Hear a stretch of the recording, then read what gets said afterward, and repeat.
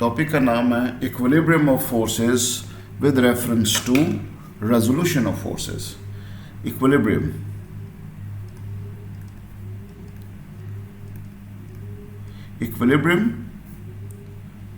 with reference to resolving forces.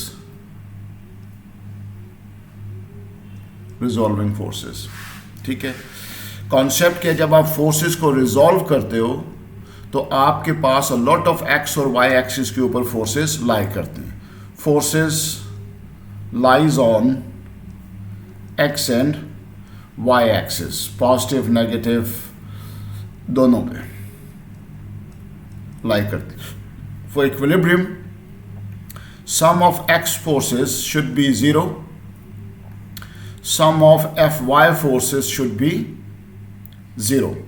I'm not talking about the principle of moment at the time. Principle of moment ये कहता है कि आपकी equilibrium की दो कंडीशन है, एक तो ये वाली, दूसरी आपका सम ऑफ मोमेंट्स जो है यानी क्लॉकवाइज और एंटी क्लॉकवाइज दोनों 0 होंगे, दोनों कैंसल आउट होंगे हर सूरत में, रिजल्टेंट फोर्स कभी भी नहीं आएगा. So that was the equilibrium condition.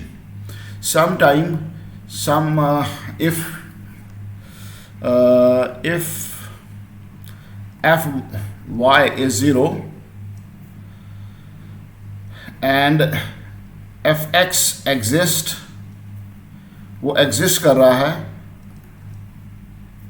and object equilibrium में है, then there will be there may be a hidden force.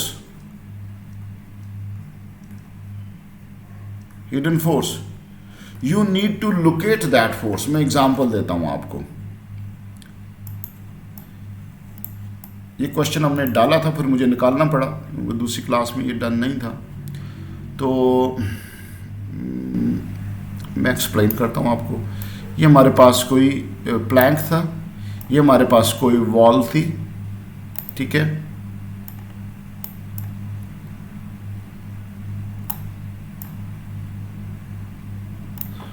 और यहाँ पर मुख्तलिफ फोर्सेस थी, W था, ये था बीच में, and it was some force was here. तो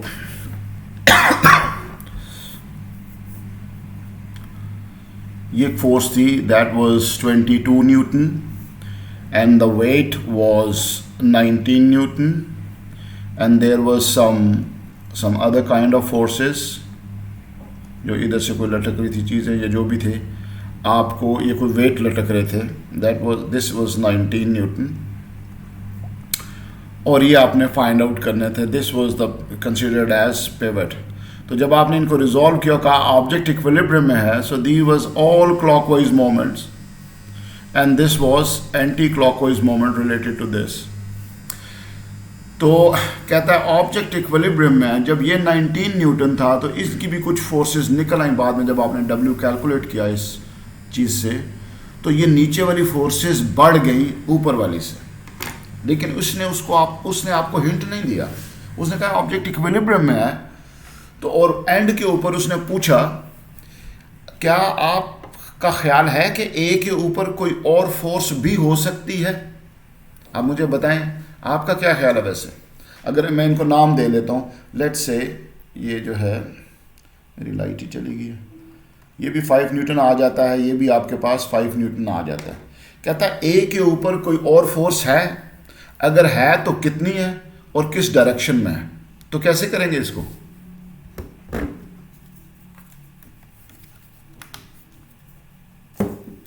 Am I audible? जी सर. हाँ बताए ना. आयशा खालिद आप बैठे हुए हैं? जी सर. अच्छा, मैं क्वेश्चन रिपीट करता हूँ. ये सारी फोर्सेस हैं और हमने ये W निकालना था और वो clockwise is equal to anti clockwise से निकल आता था. ये डिस्टेंस वगैरह गिवन थे सारे, ठीक है. वो कहता है ऑब्जेक्ट इक्विलिब्रियम में बताओ क्या ए के ऊपर कोई फोर्स एक्सर्ट कर रही है, और अगर कर रही है तो कितनी है और उसका डायरेक्शन क्या होगी. तो क्या आइडिया जाता है आपका? जो इक्विलिब्रियम ऑफ फोर्सेस हैं उनके बीच में आपके पास दो कंडीशन है, एक upward force must cancel out with the downward force, ऐसा है? अगर हम नीचे जो डाउनवर्ड एक्ट कर रही हैं उन सारों को ऐड करें हाँ हाँ और 22 से माइनस करें हाँ तो हाँ। वो आता है 29 नहीं 7 न्यूटन। 7 न्यूटन आ जाता है 7 न्यूटन फोर्स जो है वो है कहीं पे। अब और वो किधर शॉर्ट है? ऊपर की तरफ शॉर्ट है, ऐसा ही है? जी ऊपर, तो वो अपवर्ड एक्ट करेगी वो अपवर्ड एक्ट करेगी। और अगर आपको कहा जाए वो टाइप ऑफ फोर्स क्या है, तो वो जाहिर बात है फ्रिक्शन हो। क्लॉकवाइज। वो नहीं, फ्रिक्शन नहीं, वो तो एक के ऊपर लग रही है ना, उसने तो अपना मोमेंट जीरो ही शो करना है। तो ए पिवट है। मेरे कहने का मकसद ये है कि आपको मैंने फोर्सेस पढ़ाई हैं कि अगर इधर नॉर्मल रिएक्शन आता है और अगर आपके पास है फ्रिक्शन आ सकती है तो फिर कांटेक्ट फोर्स इधर जा सकती है, एक साइड पे जा सकती है, जो कि उसने नहीं पूछा हुआ कि टाइप ऑफ फोर्स कौन सी है। फाइन। अच्छा जी, अगर ये ऊपर वाली फोर्सेस ना हो तो इसने नीचे गिरना है, ठीक है ना? जब नीचे गिरेगा तो फ्रिक्शन ऊपर ही आती है, तो दैट टेंस इन चीज़ों ने इसको होल्ड करके रखा हुआ है। तो इस टाइप के क्वेश्चन आपसे पूछे जाने हैं। तो ये टॉपिक तो इस वक्त ये टाइप है, ये तो हम मंथली असेसमेंट में एक्सरसाइज नहीं कर रहे हैं, ठीक है? हम खाली रेजोल्यूशन फोर्सेस से जो एसोसिएटेड इक्विलिब्रियम है उसको एसोसिएट कर रहे हैं या एक्सरसाइज कर रहे हैं आपका अपकमिंग सर एक क्वेश्चन है। जी जी बोले। सर रिजॉल्विंग मेथड और ड्राइंग मेथड में क्या डिफरेंस है? यार ड्राइंग मेथड के अंदर कैलकुलेशन नहीं है, रिजॉल्विंग उसमें तो ड्राइंग है, स्केल लोगे, एंगल बनाओगे वगैरह वगैरह। रिजॉल्विंग ही करेंगे ना हम टेस्ट में। टेस्ट रिजॉल्विंग तो अभी मैंने पिछले लेसन में पढ़ाया ना आपको, ये जो अभी बंद किया वो रिजॉल्विंग थी ना। जो ड्राइंग थी वो तो आपकी ओ लेवल बेस्ड है। उसमें भी अगर कोई इश्यू है तो बाद में समझ लेना, मैंने इस असेसमेंट में नहीं डाला उसको, ड्राइंग वाले को, ठीक है? तो वो फिर अगर आपका ओ वीक है तो वो उधर आता है। Weak in a sense that कि इस दफ़ा कोरोना की वजह से कुछ नहीं कह सकते आपके कैसे कैसे लोगों की पढ़ाई हुई है, हम कुछ नहीं कह सकते। तो हाँ ऐसा मुझे अंदाज़ा है, कोई ऐसा नहीं है। तो इसी वजह से तो बात बात पे क्लास ले रहे हैं और वीडियो रिकॉर्ड करके भेज रहे हैं। अच्छा चलते हैं यार इस पे। आपके पास कुछ इक्विलिब्रियम की कंडीशंस को डन करने के लिए हम कहते हैं कि if there are coplanar forces. क्या कह रहे हो सर? पिछले सवाल का जो एंड में आपने आंसर बताया वो ही। अच्छा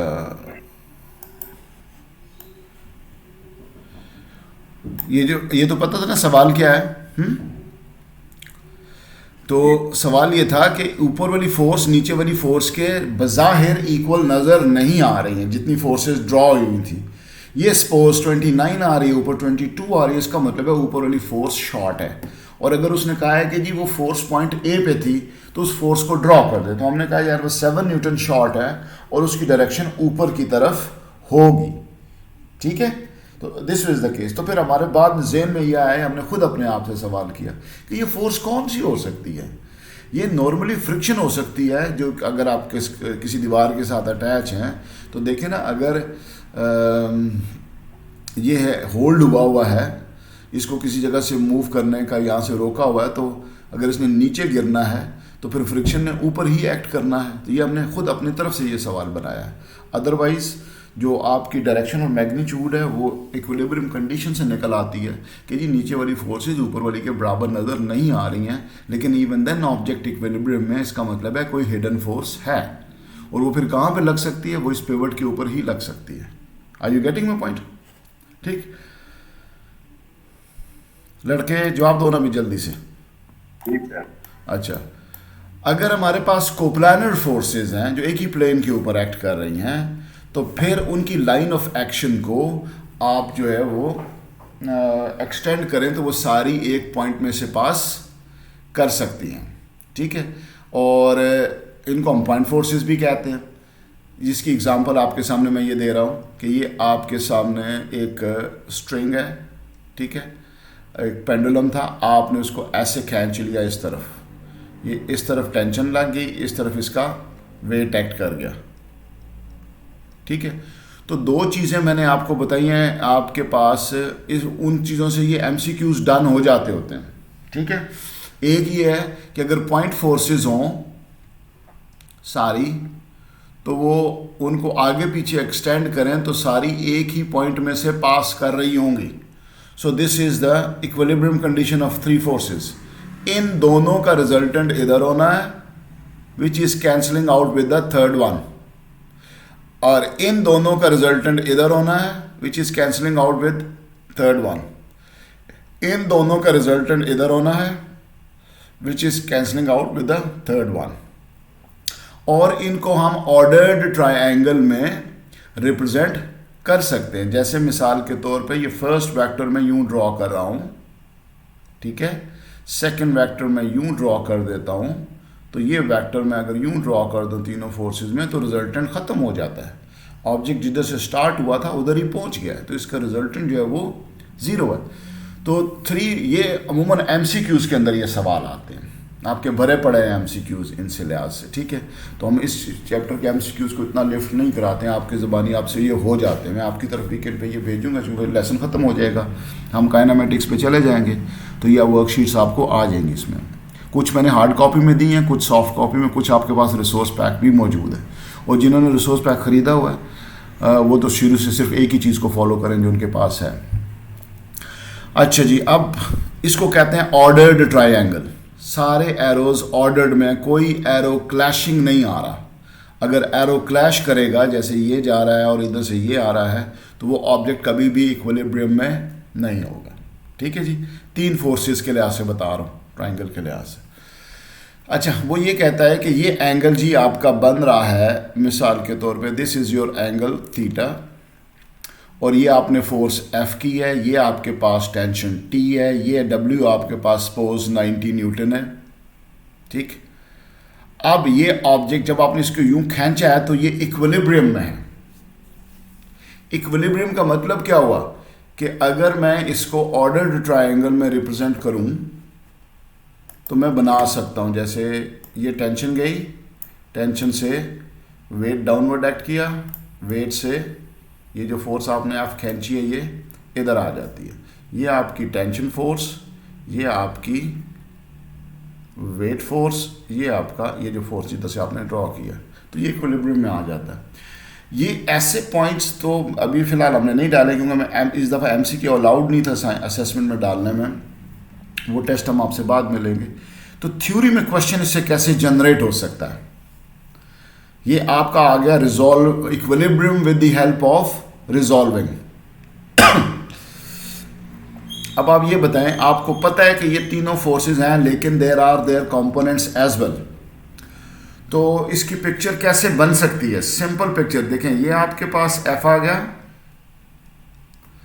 ये जब T रिजॉल्व होगा तो इसकी तरफ इसका हॉरिजॉन्टल कंपोनेंट आ जाएगा, इधर इसका T का वर्टिकल कंपोनेंट आ जाएगा, इधर ये वेट आ रहा है। एम आई राइट और नॉट? करके दिखाता हूं अभी, Yes, sir.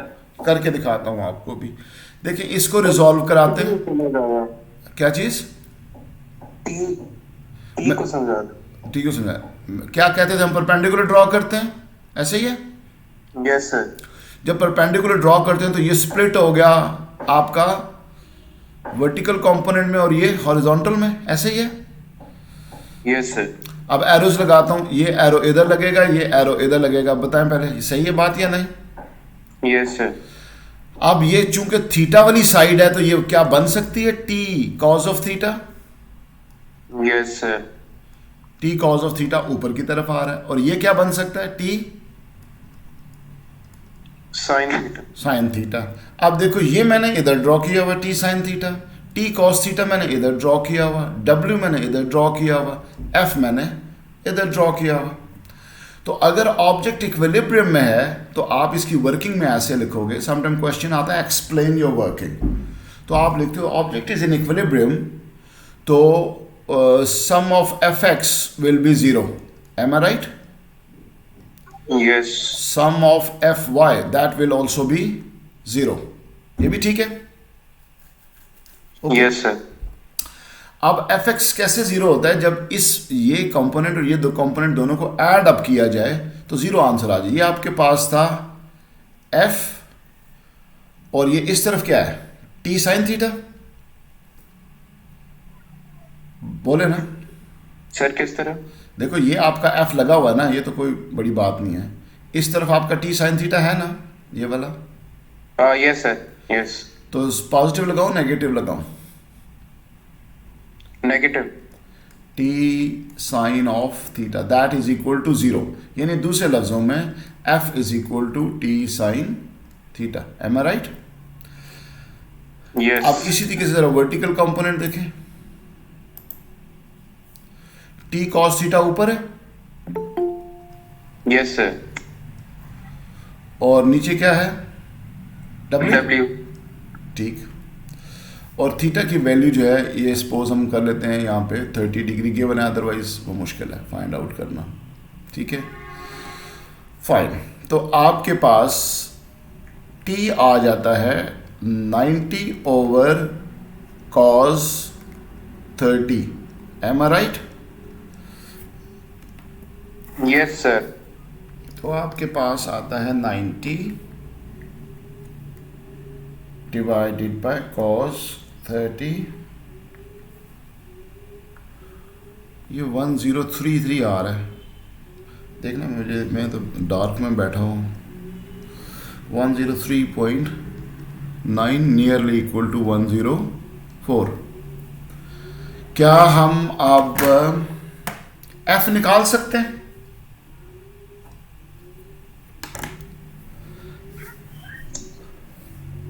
बताएं। Yes sir. We have T, we have theta 30 degree, तो ये निकल जाता है। तो ये जो इक्विलिब्रियम के क्वेश्चन है ये ऐसे सेटल होते हैं। आपने रिजॉल्विंग करके चीज़ों को देखना है कि एक्स एक्सिस पे टोटल कितनी फोर्सेस हैं। अगर वो इक्विलिब्रियम में है तो उनका सम 0 होगा, तो आप उन फोर्सेस की एक इक्वेशन बना लेते हैं। ये पहली इक्वेशन है। फिर वर्टिकल फोर्सेस की इक्वेशन बना लेते हैं, ये दूसरी है। और देखते हैं उनमें से कोई चीज़ फाइंड आउट हो सकती है या नहीं हो सकती है। ठीक है, ऐसे ही है। Yes sir. ऑलराइट, तो दैट्स हाउ। ये देखें tan 90 कितना होता है, को पता है?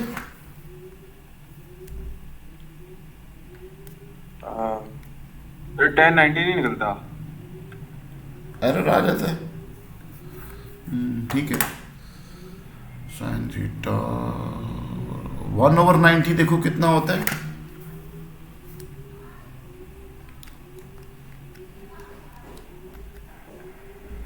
जीरो 0.01 10 सर ये काफी छोटी वैल्यू आ रही है। नहीं, tan इनवर्स ना, ये क्या करते? Shift tan inverse 0.01।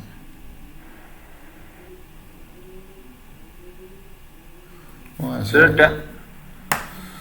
अच्छा ठीक है।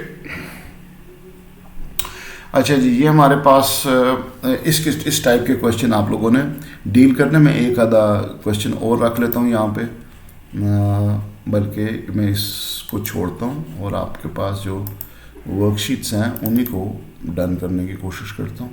सर सोर्स पैक से सिर्फ थ्योरीज वाले करें? यार वैसे तो आपने फाइनल की तैयारी करनी है तो 7 MCQ करते रहो, वरना पीछे रह जाए, क्योंकि काइनेमेटिक्स के बहुत ज़्यादा सवाल हैं। तो आप यूँ ही थ्योरी के ख़त्म करते हो तो साथ ही आप MCQs भी आहिस्ता आहिस्ता शुरू कर दें साथ। सही है। ठीक है ना? तो उनकी टिप्स मैंने दी हुई हैं, कुछ और भी साथ साथ कराता जाऊँगा।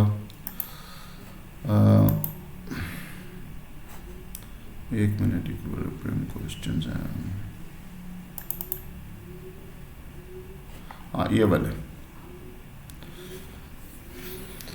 वाले ऐसे। इस क्वेश्चन को मैं ज़रा टच करना चाह रहा हूँ, आपके साथ क्लास में कराया हुआ भी है ये। इसको कर लेते हैं, ये सादा सा। देखें इसके बाद ये इसकी स्लाइड्स ख़त्म हो जाएगी भाई, मतलब इसके करने से आपसे असेसमेंट्स हो जाती हैं। अच्छा जी, ये ऑब्जेक्ट इक्विलिब्रियम के अंदर है, तो इसका मतलब है कि ये एंगल बना रहा है तो इसको रिजॉल्व करना पड़ेगा। Yes sir. तो आप ज़रा थोड़ा सा मेंटल मैथ बनाते हैं, जिस तरफ एंगल है उसी तरफ इसका एरो लगेगा और ये बनेगा F cos of 30, am I right? और एंगल के जो ऑपोजिट है ये वाली साइड, यहाँ पे बनेगा एफ साइन ऑफ 30, ठीक है?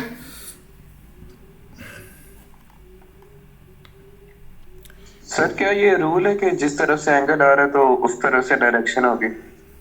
क्या मतलब? सर आपने कहा ना कि 30 डिग्री का एंगल है तो इसकी डायरेक्शन पी की तरफ होगी। वही ऐसे ही है ना डियर, वरना कैसे बनेगा ये देखो ना, तो जिधर से शुरू करते हैं उधर ही वापस पहुंच जाता है।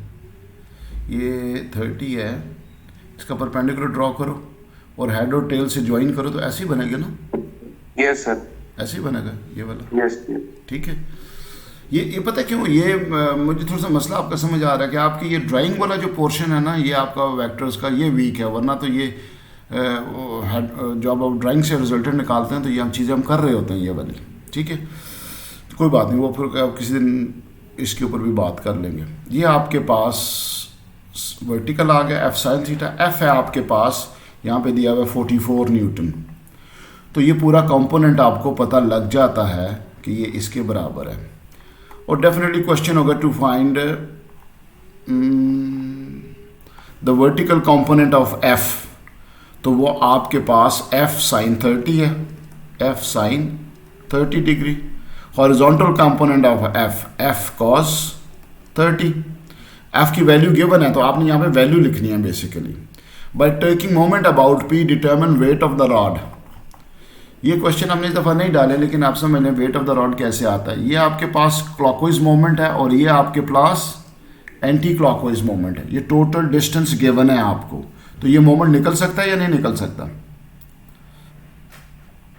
हरी आप इस तरीके से ये भी मोमेंट निकल सकता है, तो आपका डब्ल्यू बड़े आराम से आ जाता है।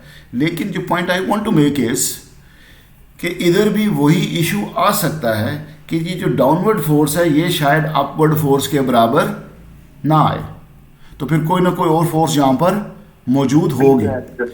और दूसरी बात यह है कि यहाँ पर आप देखें कोई कांटेक्ट फोर्स भी हो सकती है। देखें अगर आप W को एक्सटेंड बैकवर्ड करें तो ये T को बाइसेक्ट कर रहा है यहाँ पे, तो कभी कहता है कि P के ऊपर एक फोर्स है, आप उसकी डायरेक्शन ड्रॉ करें तो P वाली जो फोर्स है वो भी यहाँ से ही निकलेगी और इसी पॉइंट में से क्रॉस करेगी, जिसको हम कॉन्सेप्ट ऑफ पॉइंट फोर्सेस कहते हैं कि जब ऑब्जेक्ट इक्विलिब्रियम में होता है तो उनकी under the action of point forces, तो आप उनकी लाइन ऑफ एक्शन को अगर आप एक्सटेंड करें तो वो एक ही पॉइंट में से पास करते हैं और आपका ये ऑर्डर ट्रायंगल भी बन जाती है। तो आपने एरो इस तरफ करना है। एक क्वेश्चन आया हुआ है ऐसे, ये प्लैंक है, इधर आपने कुछ शेड डाला हुआ है, ठीक है?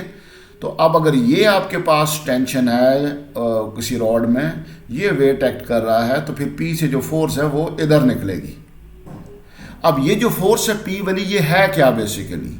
ये कांटेक्ट फोर्स का कॉन्सेप्ट है कि P से नॉर्मल रिएक्शन निकल रहा है इस तरफ, M I right?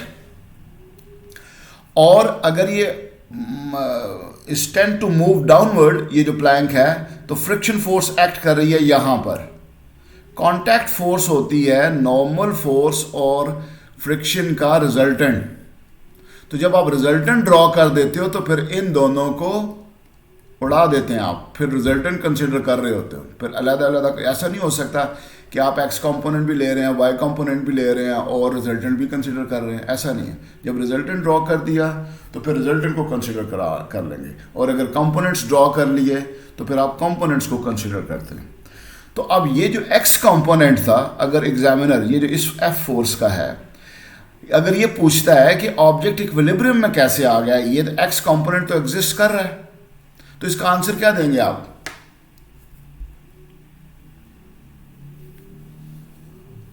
Can you repeat the question? देखें आपके पास ये ऊपर वाली फोर्स है, that must cancel out with the W। ये जो लेफ्ट साइड वाली फोर्स है ये किससे कैंसल आउट होगी? ये किससे कैंसल आउट होगी? ये है तो सही है ना,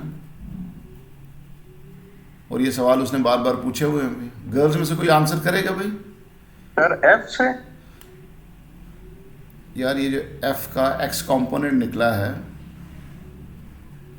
ये वाला एफ कॉस थीटा, ये किधर, ये ऊपर वाला तो चलो डब्ल्यू से कैंसिल आउट हो रहा है इक्विलिब्रियम में, तो एक्स किससे, हाँ नॉर्मल रिएक्शन फोर्स के साथ कैंसिल आउट होगा। आप जनरली ये बातें करना सीख जाएं कि अगर ऑब्जेक्ट इक्विलिब्रियम में है तो कोई डाउट नहीं है, तो फिर फोर्स को कैंसिल आउट करने के लिए आप इमेजिन करनी शुरू कर दें कि कौन सी फोर्स कहाँ से जनरेट हो सकती है। तो जो नॉर्मल रिएक्शन यहाँ से आ रहा होगा वो इसके साथ कैंसिल आउट कर रहा होगा। ठीक है जी, तो ये भी हमारे पास डन हो जाता है।